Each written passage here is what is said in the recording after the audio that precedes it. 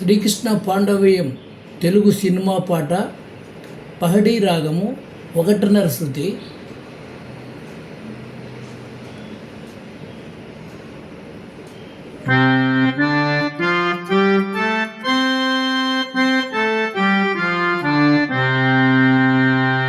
అపాయంబు దాటడానికి ఉపాయంబు కావాలి, అంధకారం మలివినప్పుడు వెలుతురుకై వెదకాలి.